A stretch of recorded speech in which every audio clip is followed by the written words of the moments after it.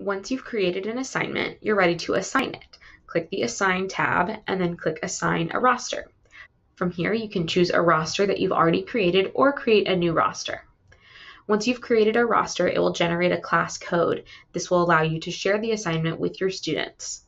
These are options that you have when you assign an assignment to a roster.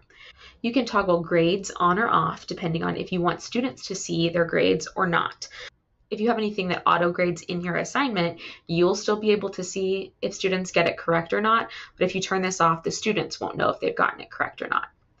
You can toggle helpers on or off. If you toggle it on, it'll allow students to help each other anonymously. If they raise their hand, another student can see that and then jump to their page and give them some help. You can also toggle hide on. This would be useful if you have your portfolio account set up and you don't want this assignment to appear on the student dashboard. So you can just click hide and it will not appear on the student dashboard.